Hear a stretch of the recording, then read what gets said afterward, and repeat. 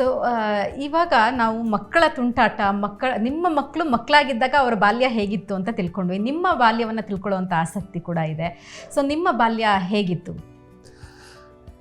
ನಾನು ಬೂಕನಕೆರೆ ಶಿವಮೊಗ್ಗ ನಂತರ ಬಂದಿದ್ದು ಶಿಕಾರಿಪುರ ತಾಲೂಕು, ಶಿವಮೊಗ್ಗ ಜಿಲ್ಲೆ ಶಿಕಾರಿಪುರ, ಮಂಡ್ಯ ಜಿಲ್ಲೆ ಬೂಕನಕೆರೆಯಲ್ಲಿ ಹುಟ್ಟಿದ್ದು. ಅಲ್ಲಿ ನಮ್ಮ ತಾಯಿ ಚಿಕ್ಕ ವಯಸ್ಸಿನಲ್ಲೇ ತೀರ್ಕೊಂಡ್ರು, ನೆನಪಿದೆ ನನಗೆ. ಭಾಳ ಪ್ರೀತಿ ವಿಶ್ವಾಸದಿಂದ ನಮ್ಮನ್ನೆಲ್ಲ ಬೆಳೆಸ್ತಾ ಇದ್ದರು. ಆ ರೀತಿ ಬೂಕನಕೆರೆಯಲ್ಲಿ ನನ್ನ ಜನ್ಮ ಆದಮೇಲೆ ಮಿಡ್ಲ್ ಸ್ಕೂಲ್ ಓದೋಕ್ಕೋಸ್ಕರ ಮಂಡ್ಯಕ್ಕೆ ಬಂದೆ. ಮಂಡ್ಯದಲ್ಲಿ ನಮ್ಮ ಶಂಕರರಾವ್ ಅಂತ ನಮ್ಮ ಸ್ನೇಹಿತರು ನಾವೆಲ್ಲ ಒಟ್ಟಾಗಿ ಓಡಾಟ ಮಾಡ್ತಾಯಿದ್ದು. ಭಾಳ ಒಳ್ಳೆ ರೀತಿ ಒಂದು ಶಿಕ್ಷಣ ಪಡೆಯೋದಕ್ಕೂ ಅವಕಾಶ ಆಯಿತು. ಮಂಡ್ಯ ಜಿಲ್ಲೆಯಲ್ಲಿ ಆ ರೀತಿ ಎಲ್ಲ ರೀತಿಯ ಸಹಕಾರ ಸಿಗ್ತಾಯಿತ್ತು.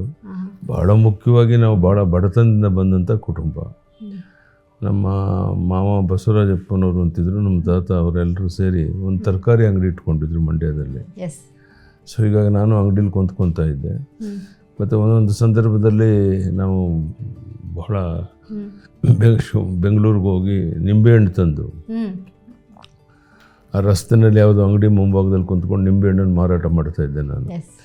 ಹೀಗೆ ನನ್ನ ಜೀವನ ಪ್ರಾರಂಭ ಆಯಿತು. ನಿಂಬೆಹಣ್ಣನ್ನು ಮಾರಾಟ ಮಾಡ್ತಿದ್ದಾಗ ಯಾವತ್ತಾರು ಒಂದು ಚಾಣಾಕ್ಷತೆಯಿಂದ ದುಡ್ಡು ಮಾಡಿದ್ದು, ಲೈಕ್ ವ್ಯಾಪಾರದಲ್ಲಿ ನೀವು ತೋರಿಸಿದ್ದೆ ಯಾವ್ದಾದ್ರು ಚಾಣಾಕ್ಷತೆ ನೆನಪಿದೆಯಾ ನಿಮಗೆ? ನಿಂಬೆಹಣ್ಣು ವ್ಯಾಪಾರದಲ್ಲಿ ನಾನು ಮೈಸೂರಿಂದ ಹಣ್ಣು ತಂದು ಅಲ್ಲಿ ಅಂಗಡಿ ಮುಂದೆ ಕುಂತು ವ್ಯಾಪಾರ ಮಾಡ್ತಾ ಇದ್ದೆ.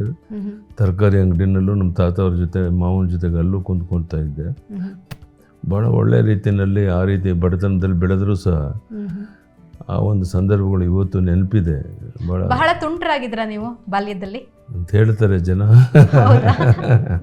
ಏನಾದ್ರು ತುಂಟಾಟ ನೆನಪಿದೆಯಾ? ಮಾಸ್ಟರ್ ಗೋಳಿಕೊಂಡಿರೋದು, ಅಮ್ಮನಿಗೆ ಅಪ್ಪಾಜಿ ಜೊತೆಲಿ ಇದು ಮಾಡಿರೋದು, ಹಠ ಮಾಡಿರೋದು, ಆ ಥರದ್ದು ಯಾವ್ದಾದ್ರು ನೆನಪಿದೆಯಾ? ನಮ್ಮ ಜೊತೆ ಹಂಚ್ಕೋಬೋದಾ ನೀವು? ಅದು ಹತ್ತಾರು ಉದಾಹರಣೆಗಳಿದೆ. ಭಾಳ ನಾನು ಹೇಳಿದ್ನಲ್ಲ ನಿಮಗೆ, ಭಾಳ ಕಷ್ಟಪಟ್ಟು ಬೆಳೆದಂಥ ಒಂದು ಕುಟುಂಬ ನಮ್ಮದು. ಎಲ್ಲರೂ ಸಹ ಒಬ್ರಿಗೊಬ್ರು ಸಹಕಾರ ಕೊಟ್ಟು ಬೆಳೆದು ಇವತ್ತು ಈ ಸ್ಥಿತಿಗೆ ಬಂದಿದ್ದೇವೆ. ಇಲ್ಲಿ ಹಣೆ ಮೇಲೆ ಕೂಡ ಮಾರ್ಕ್ ಮಾಡ್ಕೊಂಡಿದ್ದೀರಾ ಬಹಳ ತುಂಟಾಟ ಆಡಿ. ಯಾವ ಸಂದರ್ಭದಲ್ಲಿ ಎಲ್ಲೋ ಓಡೋವಂಥ ಸಂದರ್ಭದಲ್ಲಿ ತಲೆಗೆ ಏಟು ಬಿದ್ದು ಗಾಯ ಆಗಿತ್ತು. ಅದಿನ್ನೂ ಪೂರ್ತಿ ಮಾಯ ಆಗಿಲ್ಲ. ಸೊ ಯಾವಾಗ ಶಿಕಾರಿಪುರಕ್ಕೆ ನೀವು ಶಿಫ್ಟ್ ಆಗ್ತೀರಾ? ಶಿಕಾರಿಪುರದಿಂದ ಮಂಡ್ಯಕ್ಕೆ ಬಂದೆ ನಾನು. ಮಂಡ್ಯದಲ್ಲಿ ನಮ್ಮ ತಾತ ಅವ್ರ ಮನೇಲಿ ಇರ್ತಾ ಇದ್ದೆ, ನಮ್ಮ ಮಾವ ಅವ್ರ ಮನೇಲಿ ಇರ್ತಾ ಇದ್ದೆ. ಅದಾದಮೇಲೆ ಅನಿವಾರ್ಯವಾಗಿ ಬೆಂಗಳೂರಿಗೆ ಬರಬೇಕಾಯಿತು. ಬೆಂಗಳೂರಲ್ಲಿರುವಂಥ ಸಂದರ್ಭದಲ್ಲಿ ನಮ್ಮ ಜಯದೇವ್ ಅಂತೇಳಿ ನಮ್ಮ ಹಿರಿಯ ನಾಯಕರು, ನಮ್ಮ ಆತ್ಮೀಯರು, ಅವ್ರು ಬಂದು ಶಿಕಾರಿಪುರದಲ್ಲಿ ರೈಸ್ ಮಿಲ್ಲು, ಹೊನ್ನಾಳಿ ಶಿಕಾರಿಪುರದಲ್ಲಿ ರೈಸ್ ಮಿಲ್ ಇದೆ, ನೋಡೋಕ್ಕೆ ಯಾರೂ ಇಲ್ಲ, ನೀವು ಬರಬೇಕು ಅಂತೇಳಿ ನಮ್ಮ ಮಾವ ಅವರು ಒತ್ತಾಯ ಮಾಡಿದ್ರು.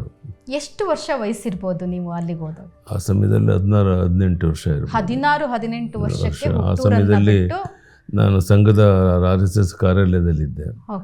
ಎಲ್ಲರೂ ಸೇರಿ ನನ್ನನ್ನು ಕಳಿಸ್ಕೊಟ್ರು. ಅಲ್ಲಿ ಸಂಘನೂ ಬೆಳೆದಂಗಾಯಿತು, ಕುಟುಂಬನೂ ನೋಡಿದಂಗಾಯಿತು ಅಂತ ಕಳಿಸ್ಕೊಟ್ರು ಸಂಘದ ಪರಿವಾರದವರು ಎಲ್ಲರೂ ಸೇರಿ. ಹೀಗಾಗಿ ನಾನು ಅನಿವಾರ್ಯವಾಗಿ ಶಿಕಾರಿಪುರಕ್ಕೆ ಬರಬೇಕಾಯ್ತು. ಶಿಕಾರಿಪುರದಲ್ಲಿ ವೀರಭದ್ರ ಶಾಸ್ತ್ರಿಗಳು ಅಂತೇಳಿ ಯಾರು ನನ್ನ ಮೈತ್ರಾವಧಿ ಅಂತ ಮದುವೆ ಅದೇ, ಆ ಮಾವನ ಮನೆಯಲ್ಲೇ ನಾನು ಇರ್ತಾ ಇದ್ದೆ.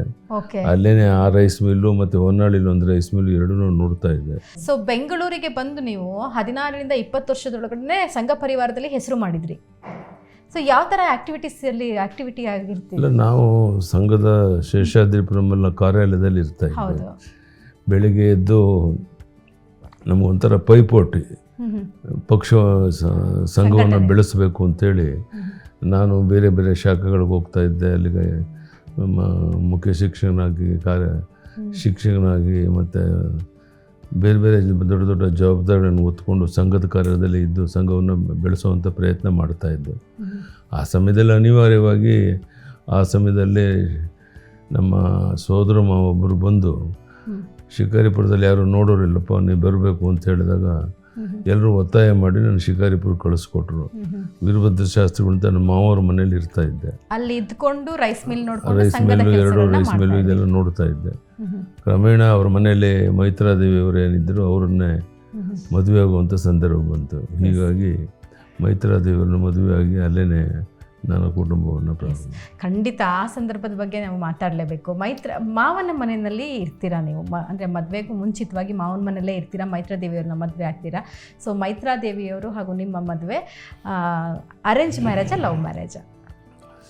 ಅಲ್ಲ, ನಾನು ಶಿಕಾರಿಪುರ ಎಲ್ಲಿದೆ ಅಂತಲೇ ಗೊತ್ತಿರಲಿಲ್ಲ. ಆಯಿತು. ಅನಿವಾರ್ಯವಾಗಿ ನಾನು ಶಿಕಾರಿಪುರ ಫಸ್ಟ್ ಟೈಮ್ ಓದೋದು ನಾನು. ಅವತ್ತು ಅವಿರುದ್ಧ ಶಾಸ್ತ್ರಿಗಳಿಂದ ಮೈತ್ರಾ ದೇವರ ತಂದೆಯವ್ರ ಮನೆಯಲ್ಲೇ ನಾನು ಉಳಿತಾ ಇದ್ದೆ. ಕ್ರಮೇಣ ಅನಿವಾರ್ಯವಾಗಿ ಮೈತ್ರಾ ದೇವಿ, ಅನಿವಾರ್ಯವಾಗಿ ಅಂತ ಅಂದ್ರೆ ಹೆಂಗೆ, ಕ್ರಮೇಣ ಇಷ್ಟ ಆದ್ರು ಅಂತ ಹೇಳಿ ಅಲ್ಲಲ್ಲ, ಮೈತ್ರಾ ದೇವಿಯವ್ರು ನೋಡ್ತಾ ಆ ಸಂದರ್ಭದಲ್ಲಿ ಅಲ್ಲಿದ್ದಂಥ ಸಂದರ್ಭದಲ್ಲಿ ಅನಿವಾರ್ಯವಾದ ಸಂದರ್ಭಗಳು ಬಂತು. ಅನೇಕ ಸಂದರ್ಭಗಳಲ್ಲಿ ಆ ರೀತಿ ನಮ್ಮ ಮಾವವರು ಸ್ವಲ್ಪ ಹಠದ ಸ್ವಭಾವದವರು. ಕೊನೆಗೆ ಮೈತ್ರಾ ದೇವಿಯವ್ರನ್ನ ಮದುವೆ ಆಗಿ ಅಲ್ಲೇ ನನ್ನ ಕುಟುಂಬವನ್ನು ಪ್ರಾರಂಭ ಮಾಡಬೇಕಾಯಿತು. ಓಕೆ, ಅಂದರೆ ಮೈತ್ರಾ ದೇವಿಯವರ ಕೂಡ ನಿಮಗೆ ಆತ್ಮೀಯರಾದರು, ಇಷ್ಟ ಆಯ್ತಾ ಇದ್ರು ಅವ್ರನ್ನ ನೋಡ್ತಾ ನೋಡ್ತಾ? 100ಕ್ಕೆ 100. ಆ ಸಮಯದಲ್ಲಿ ಮೈತ್ರಾ ದೇವಿಯವ್ರನ್ನ ಒಪ್ಕೊಂಡು ಮದುವೆ ಆದೆ. ಅವರು ನಂತರ ಅಲ್ಲಿ ರೈಸ್ ಮಿಲ್ಲು ಮತ್ತು ಜಮೀನುಗಳನ್ನ ನೋಡೋದು, ಇದೆಲ್ಲ ದೊಡ್ಡ ಜವಾಬ್ದಾರಿ ನನ್ನ ಮೇಲೆ ಇತ್ತು. ಎಲ್ಲವನ್ನ ನಿಭಾಯಿಸ್ಕೊಂಡು ಹೋಗುವಂಥ ದೊಡ್ಡ ಜವಾಬ್ದಾರಿ ನಮ್ಮ ಮೇಲಿತ್ತು. ಅದನ್ನು ಮಾಡ್ಕೊತ ಮುಂದೆ ಬರುವಂಥ ಪ್ರಯತ್ನ. ಅಂದರೆ ಮೈತ್ರಾ ದೇವಿಯವರ ಮುದ್ದಿನ ಗಂಡ ಆಗೋಕ್ಕೂ ಮುಂಚೆ ಮುದ್ದಿನ ಅಳಿಯ ಆಗ್ಬಿಟ್ಟಿದ್ರಿ ನೀವು ಮಾವನಿಗೆ. ಮಾವನ್ನ ಪ್ರೀತಿ ಪಾತ್ರದ ತುಂಬ ಪ್ರೀತಿಯ ಅಳಿಯ ನೀವು. ನಿಶ್ಚಿತವಾಗಿ. ಓಕೆ, ಸೊ ಮಾವ ಮೆಚ್ಚಿ ಅಳಿಯ ಮಾಡ್ಕೊಂಡ್ರು ನಿಮ್ಮನ್ನ, ಮಗಳನ್ನ ಕೊಟ್ಟಂತಹ ಅಳಿಯ ಅಂತ ಹೇಳ್ಬೋದಲ್ವಾ? ಓಕೆ, ಸೊ ಮೈತ್ರಾ ದೇವಿಯವರ ನಿಮ್ಮ ಮದುವೆ ಹೇಗಾಯಿತು, ಎಲ್ಲಿ ಆಯಿತು?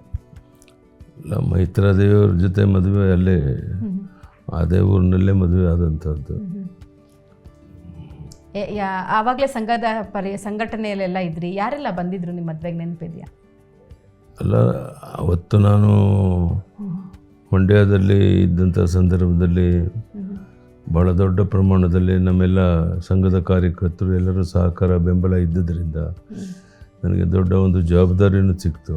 ಅಲ್ಲೇ ಇದ್ದುಕೊಂಡು ಕೊನೆಗೆ ಮೈತ್ರಾ ದೇವಿಯವ್ರನ್ನ ಮದುವೆ ಆಗ್ಬೋದು. ಸೊ ಮೈತ್ರಾ ದೇವಿಯವ್ರನ್ನ ಇವತ್ತು ಅಂದರೆ ನಿಮ್ಮ ಕಷ್ಟದ ದಿನಗಳಲ್ಲಿ ಮೈತ್ರಾ ದೇವಿಯವರಿದ್ದರು. ಆದರೆ ನೀವು CM ಆದಂಥ ಸಂದರ್ಭದಲ್ಲಿ, ಅವರು ನಿಮ್ಮ ಸುಖದ ಸಂದರ್ಭದಲ್ಲಿ, ನೀವು ಉತ್ತುಂಗಕ್ಕೆ ಹೋದಂಥ ಸಂದರ್ಭದಲ್ಲಿ, ಆ ಎಲ್ಲ ಸಂತೋಷಗಳನ್ನ ನೋಡುವಂಥ ಸಂದರ್ಭದಲ್ಲಿ ನಿಮ್ಮ ಜೊತೆ ಇರಲಿಲ್ಲ. ಆ ಬೇಸರ ಇದೆಯಾ? ನಾನು ಮುಖ್ಯಮಂತ್ರಿ ಆಗೋವ್ರಿಗೂ ಇದ್ದರು ಮೈತ್ರಾ ದೇವಿಯವರು. ಬಂದು ಇಲ್ಲೇ ನಮ್ಮ ಜೊತೆಗೆ ನಾವು ಒಟ್ಟಿಗೆ ಇರ್ತಾ ಇದ್ದ. ಕ್ರಮೇಣ ಇವೆಲ್ಲ ಬದಲಾವಣೆಗಳು, ಪರಿಸ್ಥಿತಿಗಳು. ಸೊ 5 ಜನ ಮಕ್ಕಳನ್ನು ಇಟ್ಕೊಂಡು ಈ ಸಂಘ ಪರಿವಾರದಲ್ಲಿ ನೀವು ಬ್ಯುಸಿಯಾಗಿದ್ದಾಗ ಮನೆಯನ್ನು ನಡೆಸಿದಂಥ ರೀತಿ ಇದೆಯಲ್ಲ ಮೈತ್ರಾ ದೇವಿಯವರು, ಆ ಬಗ್ಗೆ ನಿಮ್ಮ ಅನಿಸಿಕೆ ಏನು? ಅಲ್ಲ, ಮನೆಯಲ್ಲೂ ಸಹ ದೊಡ್ಡ ಜವಾಬ್ದಾರಿ ಇತ್ತು, ಸಂಘದಲ್ಲೂ ದೊಡ್ಡ ಜವಾಬ್ದಾರಿ ಇತ್ತು. ಮನೆಯನ್ನು ನೋಡಬೇಕಾಗಿತ್ತು, ಸಂಘದ ಜವಾಬ್ದಾರಿಯನ್ನು ನಿರ್ವಹಿಸಬೇಕಾಗಿತ್ತು. ಎರಡವನ್ನು ನಿಭಾಯಿಸ್ಕೊಂಡು ಮುಂದೆ ಬರುವಂಥ ಪ್ರಯತ್ನ ಮಾಡಿದೆ. ಜನರ ಪ್ರೀತಿ ವಿಶ್ವಾಸನ ಅಲ್ಲಿ ಗಳಿಸ್ದೆ. ಅಲ್ಲಿ ಹೋದಾಗ ಯಾರು ಯಡಿಯೂರಪ್ಪ ಯಾರು ಅಂತ ಯಾರಿಗೂ ಗೊತ್ತಿರಲಿಲ್ಲ, ನನಗೂ ಸಹ ಯಾರೂ ಪರಿಚಯ ಇರಲಿಲ್ಲ. ಕ್ರಮೇಣ ಅಲ್ಲಿ ಒಬ್ಬರಿಗೊಬ್ಬರು ಸಂಬಂಧಗಳು ಬೆಳೆದು ಅಲ್ಲಿ ಬೆಳೆಯೋದಕ್ಕೆ ಕಾರಣ ಆಯಿತು. ಅಮ್ಮ ಮನೆ ಹೇಗೆ ನೋಡ್ಕೊತಿದ್ರು, ಅಮ್ಮ ಹೇಗೆ ನೋಡ್ಕೊತಾ ಇದ್ರು ಮನೆ ನೋಡ್ಕೊತಿದ್ರು. ಆಮೇಲೆ ನೀವು ಒಂದ್ಸರಿ ಅಮ್ಮನ ಎಲೆಕ್ಷನಿಗೆ ನಿಲ್ಸಿದ್ರಲ್ಲ, ಪುರಸಭೆ ಚುನಾವಣೆ ಸಂದರ್ಭದಲ್ಲಿ ನಾನು ಚುನಾವಣೆಗೆ ನಿಂತು ಗೆದ್ದೆ. ಆ ಸಮಯದಲ್ಲಿ ಸೊಪ್ಪನಕೇರಿ ಅಂತ ಏರಿಯಾದಲ್ಲಿ ಚುನಾವಣೆಗೆ ನಿಲ್ಲಕ್ಕೆ ಯಾರೂ ಮುಂದೆ ಬರಲಿಲ್ಲ. ಆವಾಗ ನಾನು ಶ್ರೀಮತಿ ಮೈತ್ರಾ ದೇವಿಯವ್ರನ್ನ ಚುನಾವಣೆಗೆ ನಿಲ್ಲಿಸಿ ಗೆಲ್ಲಿಸುವಂಥ ಪ್ರಯತ್ನ ಮಾಡುವಂಥ, ಯಾರೂ ಅಲ್ಲಿ ಮುಂದೆ ಬರದೇ ಇದ್ದಾಗ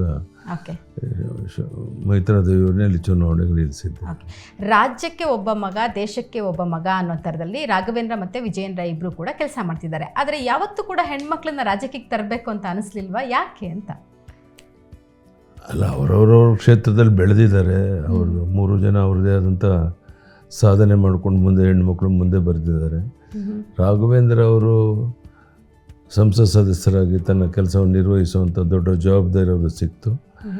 ಆ ಕಾಲದಲ್ಲಿ ಬಹಳ ದೊಡ್ಡ ಅಂತರದಲ್ಲಿ ಚುನಾವಣೆಯಲ್ಲಿ ಗೆದ್ದು ಮುಂದೆ ಬಂದರು. ಬಂಗಾರಪ್ಪನವ್ರ ವಿರುದ್ಧನೂ ಚುನಾವಣೆ ನಿಂತು ಗೆಲ್ಲುವಂಥ ಒಂದು ಸಂದರ್ಭ ನಾನು ಮಾಡಿದ್ದೆ.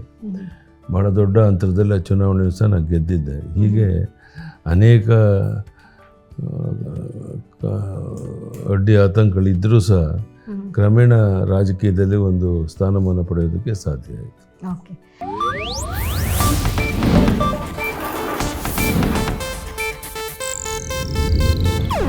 ಇದು ಏಷ್ಯಾನೆಟ್ ನ್ಯೂಸ್ ನೆಟ್ವರ್ಕ್ ಪ್ರಸ್ತುತಿ.